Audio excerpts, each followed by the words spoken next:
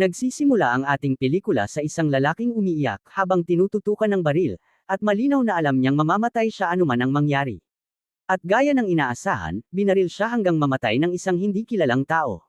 Lumipat ang eksena kay Foley, na nakulong sa loob ng 25 taon dahil sa mga kasong panlilinlang at pagpatay. Lumipas ang panahon, at nang dumating na ang araw ng kanyang paglaya, nagpaalam siya sa kanyang mga kasamang bilanggo. Isa sa kanila, isang lalaking nagngangalang Nero na dating doktor, ay ibinigay sa kanya ang kanyang numero sakaling kailanganin niya ng tulong balang araw. Ang unang pinuntahan ni Foley matapos siyang makalaya ay isang lumang tindahan ng alak. Nagtanong siya tungkol sa isang lalaking nagngangalang Rodney at isang babaeng nagngangalang Selma, ngunit nalaman niyang umalis na ang mga ito mahigit 6 na taon na ang nakalipas. Sinabi niya na gusto niyang uminom ng alak na dating iniiwan ni Selma sa ilalim ng bar. Dito natin nauunawaan na isa itong lumang code ng mga VIP customer upang makakuha ng pinakamasarap at pinakamalinis na klase ng alak. Matapos uminom, umalis siya at nagtungo sa isang maliit na tindahan kung saan nakilala niya ang isang matagal ng kaibigan na si Gretchen. Matagal na silang hindi nagkikita, at tinanong niya ito tungkol sa dati nilang grupo, lalo na kina Mike at Sam. Sinabi ni Gretchen na nakalabas na ng kulungan si Mike, ngunit wala siyang alam kung nasaan na ito ngayon, at si Sam naman ay kasalukuyang nasa coma. Nang tanungin niya ang dahilan ng maikli nitong buhok, ipinaliwanag ni Gretchen na sinusubukan niyang magsimula ng bagong buhay kaya niya ito ginupitan. Dagdag pa niya, kung pera ang sadya ni Foley, wala siyang maibibigay dahil ibinayad na niya ang lahat sa mga pulis para maiwasan ang pagkakakulong. Sa huli, ikinagulat ni Foley ang sinabi ni Gretchen na ayaw na niya ng gulo sa kanyang buhay o ng anumang bagay na magpapaalala ng nakaraan, at mariin niyang sinabi na huwag na siyang bumalik pa roon. Pagdating ni Foley sa bago niyang tirahan, may nadatnan siyang taong naghihintay sa kanya. Ipinakilala ng lalaki ang sarili bilang si Ethan at sinabing 25 taon na silang hindi nagkikita. Nalaman natin na si Ethan ay anak ng isa sa mga dating kasamahan ni Foley. Inalok siya ni Ethan ng inumin at pumayag naman si Foley. Nagtungo sila sa isang nightclub at doon nalaman na si Ethan ang may-ari ng 35% ng lugar na iyon. Ipinagyabang ni Ethan na mas malaki ang kinikita ng club kaysa sa kinikita niya at ng kanyang ama noong araw. May isang mahalagang taong gustong makipag-usap kay Ethan kaya nagpaalam siya sandali at inutusan ang isang staff ng club na bigyan si Foley ng libreng inumin. Ngunit nagsimulang makaramdam ng hindi komportable si Foley, at makalipas ang ilang sandali, nang bumalik si Ethan, nagpasya si Foley na umalis. Hiniling ni Ethan na maghintay siya sandali upang siya na ang maghatid pa uwi. Pumasok si Ethan sa kusina at nakita ang isang lalaking nakasuot ng suit na nakatayo sa harap ng mga bote ng alak habang sinusuri ang mga petsa ng imbakan. Itinuro ng lalaking nakasuot na ang isa sa mga bote ay mula pa noong 1996 at nagkakahalaga ng mahigit $1,250, at binanggit na ito ay noong panahon ng probation ni Ethan. May isang lalaking nakahandusay sa sahig at duguan. Lumapit ang lalaking nakasuot, binasag ang bote, at marahas na pinatay ang lalaki gamit iyon. Inabot niya ang bote kay Ethan at sinabi nitong linisin ang gulo. Sa malas ni Ethan, nakita ni Foley ang nangyari at agad na umalis. Hinabol ni Ethan si Foley upang makahabol, ngunit galit na galit si Foley at ipinaliwanag na kakalaya lang niya mula sa kulungan at ayaw na niyang bumalik pa roon. Tinanong niya kung ano ang gusto ni Ethan sa kanya. Sumagot si Ethan ng isang nakakagulat na tanong, gusto niyang malaman kung bakit pinatay ni Foley ang kanyang ama. Umakyat sila sa bahay upang mag-usap, at nakita ni Foley ang lahat ng mga klipong ng dyaryo tungkol sa kanya at sa ama ni Ethan na nakasabit sa dingding. Nalaman natin na lahat ng ito ay nalaman ni Ethan mula sa kanyang ina, ngunit may isang litrato ng dalawang babae na nakakuha ng pansin ni Foley, bagamat wala siyang sinabi tungkol dito. Desperado si Ethan na matuto pa ng higit mula kay Foley, lalo na't alam niyang si Foley ang pinakamalapit na kaibigan ng kanyang ama, at na noong pinatay niya ito, hindi iyon dahil sa sariling kagustuhan. May mas makapangyarihang taong nasa likod ng lahat ng nangyari, ngayon ay nauunawaan natin na ang taong pinatay sa simula ng pelikula ay ang ama ni Ethan, at si Foley ang pumatay sa kanya. Nalaman ni Ethan na may isang mas makapangyarihang tao kaysa sa kanilang dalawa ang nag-utos ng pagpatay, at kung hindi ito ginawa ni Foley, pareho sana silang napatay. Ipinaliwanag ni Foley na binayaran niya ang krimeng iyon ng 25 taon sa loob ng kulungan. Nang mapagtanto niyang hinahanap ni Ethan ang taong nasa likod nito, binalaan niya ito na huwag nang hukayin pa ang nakaraan dahil magbubukas lamang ito ng mga problemang mas malaki kaysa sa kaya niyang harapin. Pagkatapos nito, umalis siya. Pag-uwi ni Foley, humiga siya sa kama habang inaalala ang lahat ng nangyari 25 taon na ang nakalipas.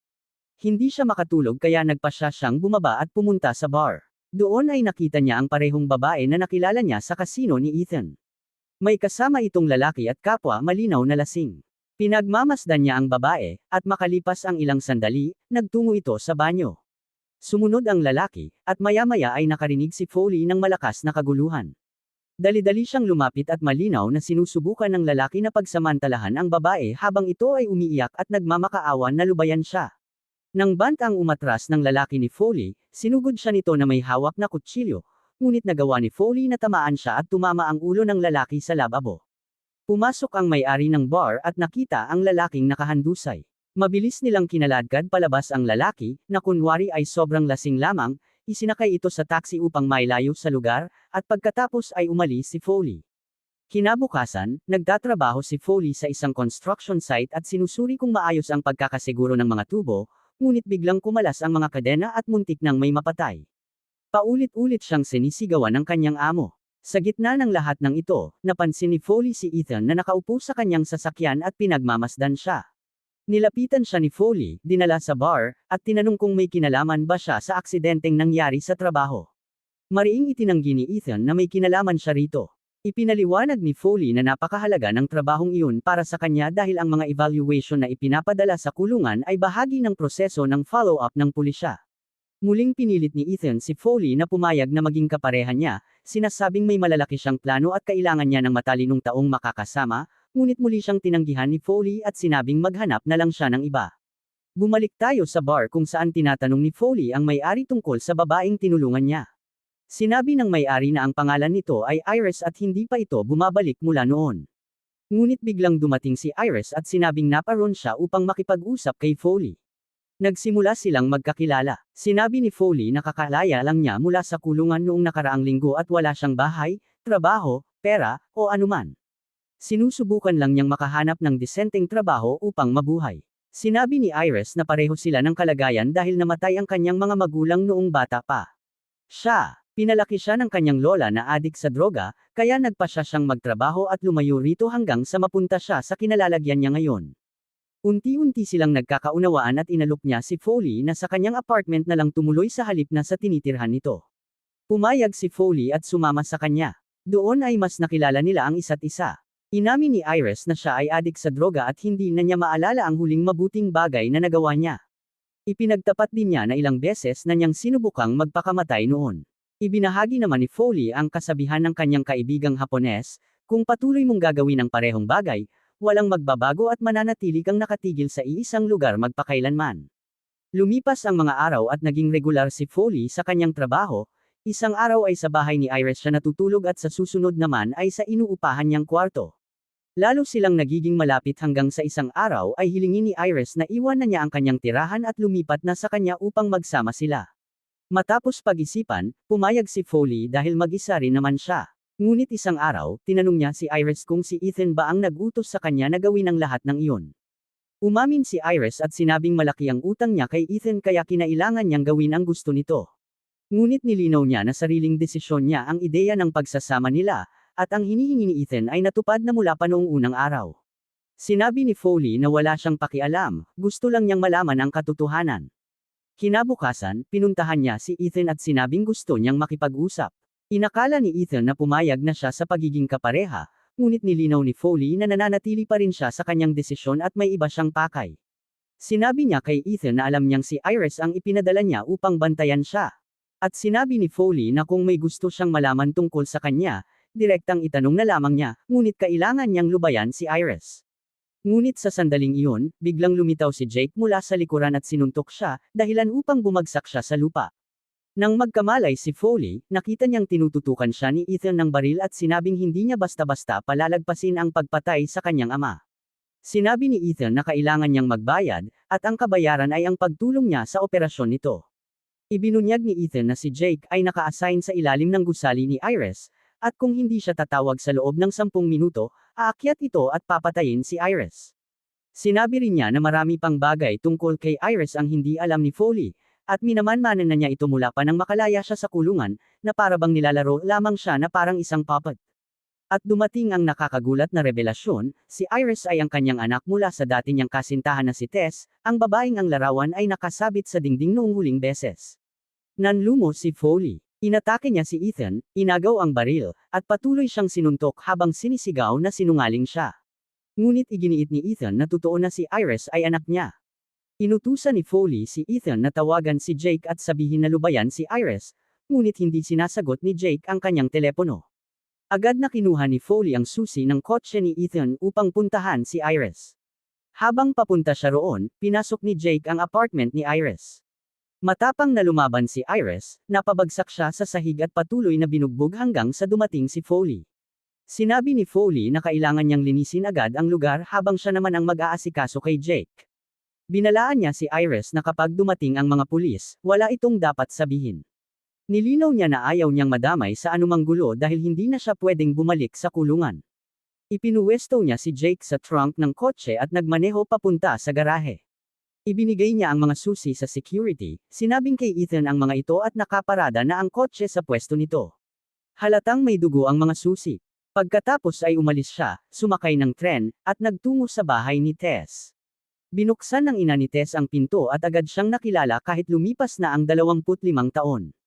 Tinanong niya kung nagkaroon ba ng anak si Tess, at kinumpirma ng ina nito na nanganak nga siya ng isang babae matapos siyang makulong.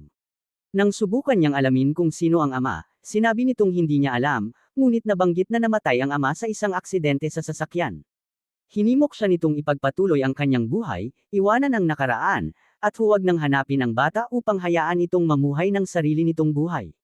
Bago siya umalis, tinanong niya ang pangalan ng bata. Kinumpirma ng babae ang kanyang kinatatakutan sa pagsasabing ang pangalan nito ay Iris. Umuwi si Foley na lubos na wasak, umiinom, at inaalala ang lahat ng alaala niya kay Tess mula 25 taon na ang nakalipas. Ang huling inaasahan niya ay ang magkaroon siya ng anak, at ngayon ay hindi niya alam kung ano ang gagawin. Kinabukasan, nakipagkita siya kay Iris sa isang kafe at sinabi niyang kailangan muna nilang lumayo sa isa't isa.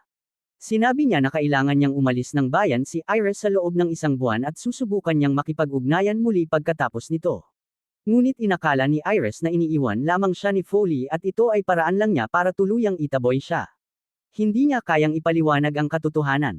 Sinabi ni Foley na dapat siya ang pinakamalapit na tao sa kanya at dapat ay nasasabi niya rito ang lahat, ngunit sa kasamaang palad, wala siyang maaaring sabihin. Napilitan si Iris na pumayag at umalis na umiiyak. Sumakay siya ng bus at tuluyang umalis. Inakala ni Foley na wala na siya at maaari na niyang harapin si Ethan. Kaya nagpasya siyang umamin sa kanyang probation meeting na may kinakaharap siyang malaking problema. Sa ganitong paraan, masisiguro niyang may record na ito upang kung may mangyaring malala, hindi siya agad mapupunta sa kulungan. Bukod pa rito, umaasa rin siya na kikilos ang pulis at ilalayo si Ethan sa kanya. Ngunit dumating ang ikalawang sorpresa, tinawagan ng opisyal si Ethan at hinayaang kausapin siya si Foley. Sinabi ni Ethan na wala na siyang higit sa 24 na oras upang ibigay ang kanyang huling desisyon.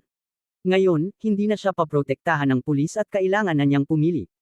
Agad na pinuntahan ni Foley si Ethan at sinundan ito hanggang sa maabyutan niya sa elevator.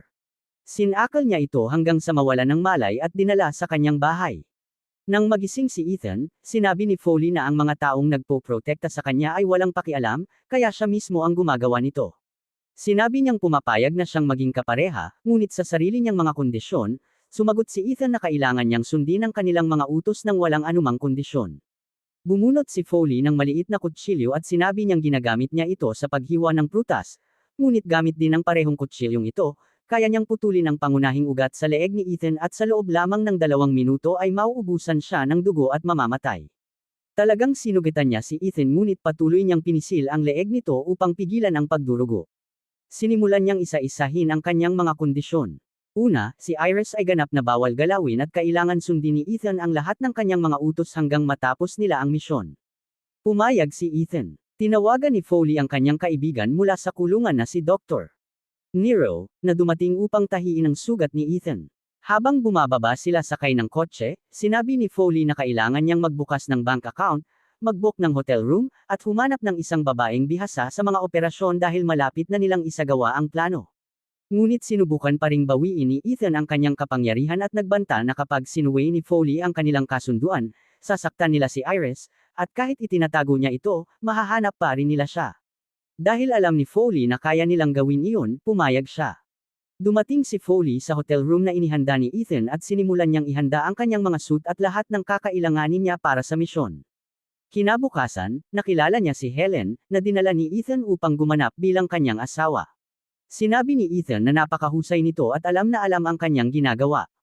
Halatang hindi komportable si Helen, na para bang napipilitan lamang siyang sumama sa misyon. Ipinagyabang ni Ethan ang mga nagawa nito at sinabing huli itong nagnakaw ng $250,000. Malinaw na hindi matiis ni Helen si Ethan. Upang tuluyang ipahiya siya, bumunot si Ethan ng isang litrato at ipinakita ito kay Helen bilang banta at upang ipakita ang kanyang kapangyarihan sa harap ni Foley. Nakialam si Foley at ipinagtanggol si Helen, sinabing naroon lamang sila para sa isang misyon, alinman sa magtagumpay silang tatlo at makuha ang pera, o mamatay silang lahat.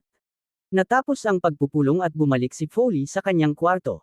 Makalipas ang ilang sandali, pinuntahan siya ni Helen at nagpasalamat sa kanya sa pagtatanggol, kahit ngayon lang sila nagkakilala. Ngunit tulad ng dati, naging mapaghinala si Foley at tinanong kung ano ang gusto nito sa kanya. Sinabi ni Helen na kilala niya si Ethan at alam niyang isa itong maruming tao, ngunit nang makilala niya si Foley, naramdaman niyang hindi ito katulad niya. Tinanong ni Foley kung si Ethan ang nagsugo sa kanya. Nagalit si Helen at sinabing hindi siya kasing dumi ni Ethan. Paalis na sana siya ng kwarto, ngunit pinigilan siya ni Foley at humingi ng paumanhin, ipinaliwanag na wala lang siyang tiwala sa kahit kanino ngayon dahil kakalabas lang niya ng kulungan.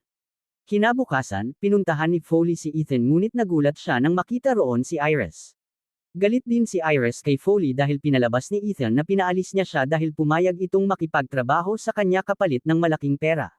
Sinabi ni Iris na dapat gawin ng lahat ang gusto nila. Nang hilingi ni Foley na makipag-usap ng pribado, tumanggi siya at sinabing kung may sasabihin siya, gawin niya iyon sa harap ni Ethan. Dagdag pa niya, dahil iniwan siya ni Foley para sa pera, dapat ay tamasahin na lamang niya ito. Walang masabi si Foley at gusto niyang suntukin si Ethan, ngunit sinabi ni Ethan na wala ng oras. May misyon silang dapat isagawa at walang puwang para umatras o baguhin ang plano. Nang puntahan nila si Helen, natuklasan nilang nagpakamatay ito at nag-iwan ng liham na isinusumpa si Ethan. Umuwi si Ethan na galit dahil sa ginawa ni Helen, na naglagay sa kanila sa panganib at maaaring sumire sa misyon. Iyon din ang sinabi ni Foley, kailangan nilang kanselahin ang misyon dahil kung walang propesyonal na babaeng gaganap bilang asawa, babagsak ang lahat. Ngunit sa sandaling iyon, lumitaw si Iris matapos marinig ang kanilang malakas na pagtatalo. Nagkaroon ng ideya si Ethan. Maaaring gumanap si Iris bilang asawa ni Foley, ngunit sinabi ni Foley na imposible iyon at hindi niya gagawin. Gayunpaman, sinabi ni Iris na hindi siya maaaring gumanap bilang asawa dahil masyado nang matanda si Foley, ngunit maaari siyang gumanap bilang kanyang anak. Dito ay natakot si Foley, iniisip na baka sinabi na ni Ethan ang katotohanan sa kanya. Sinubukan ni Foley na hikayatin si Iris na sumama sa kanya at iwan ang lahat ng ito, ngunit tumanggi siya at sinabing kailangan niya ang pera, at kapag nakuha niya ito, tuluyan na siyang mawawala, gaya ng gusto ni Foley. Sa huli, umalis si Foley at nagtungo sa bar upang mag-isip dahil hindi na niya alam ang gagawin. Sinundan siya ni Ethan at sinabing kailangan niyang tapusin ang misyon o sasabihin niya kay Iris ang lahat. Nagalit si Foley at muntik na siyang suntukin, ngunit napagtanto niyang maaari niyang tuluyang mawala si Iris kung hindi niya tatapusin ang lahat hanggang dulo. Sa wakas, nagsimula ang operasyon.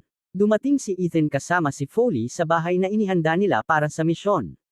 Natagpuan nila si Iris na sugatan at may isang lalaking tinututukan siya ng baril. Sinabi ng lalaki na may utang siyang $250,000. Nakiusap si Iris kay Foley na tulungan siya, sinasabing mula nang mamatay ang kanyang ina, pakiramdam niya ay hindi na siya kailanman ginasto ng kahit sino. Agad namang inilabas ni Foley ang kanyang telepono upang ilipat ang $250,000 sa taong iyon. Ngunit hindi nagtiwala ang lalaki at sinabing hindi niya ibibigay ang kanyang account number. Sinabi ni Foley na hindi niya kailangang malaman ang account number o kahit ang pangalan nito. Ibinigay niya ang telepono at sinabing ilipat na lamang nito ang pera sa sarili niyang account at ibibigay niya ang password. Kinuha ng lalaki ang telepono at inilipat ang $250,000 sa kanyang account. Sa puntong iyon, maayos na umaandar ang plano. Matapos nito, ibinaba ng lalaki ang kanyang baril. Doon nagsimula ang ikalawang kasunduan. Inalok ng lalaking iyon si Foley na i-launder ang $8 milyon kapalit ng 10% komisyon. Ito ang perang habol ni Ethan, ngunit humingi si Foley ng 50%. Tumanggi ang lalaki at sinabing ang pinakamataas na porsyento ay 10%. Tumanggi rin si Foley at sinabing hindi niya kukunin ang pera. Biglang bumunot ng baril si Ethan at binaril si Iris sa balikat. Natarante si Foley at sinabing kailangan nilang tulungan agad si Iris at dalhin siya sa ospital. Maging ang hindi kilalang lalaki ay nagtanong kay Ethan kung bakit niya ginawa iyon. Sumagot si Ethan na dahil hindi aalis si Foley hanggat hindi siya pumapayag sa porsyento. Paanda na sanang pumayag si Foley nang biglang tumayo si Iris at sinabi na walang kasunduan at panlilinlang lamang ang lahat ng nangyayari. Nabigla si Ethan dahil sinira niya ang plano. Sinabi niya kay Iris na si Foley ang kanyang ama, ngunit sumagot si Iris na alam na niya iyon at pumunta siya kay Cecilia upang malaman ang lahat.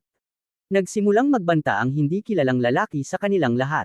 Sinabi ni Foley na handa na siyang sabihin ang lahat, ngunit kailangan munang makaalis si Iris, at kung magsisinungaling siya, maaari siyang patayin.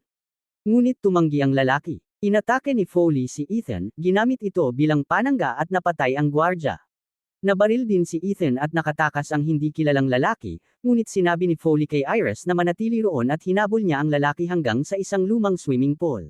Sinabi ni Foley na handa na siyang makipagkasundo at ibibigay na niya ang $8 milyon.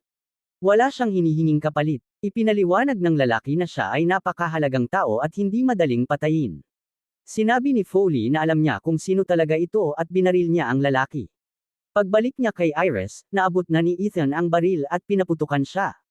Paulit-ulit siyang binaril ni Foley ng mahigit 5 beses. Agad niyang binuhat si Iris at dinala kay Dr. Nero, ngunit napakarami ng dugong nawala kay Iris at walang supply ng dugo ang klinika. Sinabi ni Foley na gamitin ang sarili niyang dugo kahit may panganib na hindi sila magkatugma ng blood type. Iginiit ni Foley ang pagsasalin ng dugo dahil kung hindi nila ito gagawin, mamamatay si Iris. Sinimulan ang transfusion at lumabas na pareho sila ng blood type. Ngunit kalahati pa lamang ng proseso ay nanghina na si Foley. Binalaan siya ni Nero na kailangan nilang itigil dahil maaaring mamatay siya. Nag-iwan si Foley ng isang liham sa tabi ng ulo ni Iris at sinabi kay Nero na ipagpatuloy ito dahil mas karapat-dapat si Iris na mabuhay. Kalaunan, namatay si Foley dahil sa matinding pagkawala ng dugo, at ipinikit ni Nero ang kanyang mga mata. Makalipas ang ilang panahon, makikita natin si Iris sa bangko na inililipat ang pera sa kanyang account. Nagsimula siyang maglakbay sa mga lugar na matagal na niyang gustong puntahan, habang inaalala ang mga salita ni Foley. Kung patuloy mong gagawin ang parehong bagay araw-araw, mananatili kang nakatigil sa iisang lugar magpakailanman.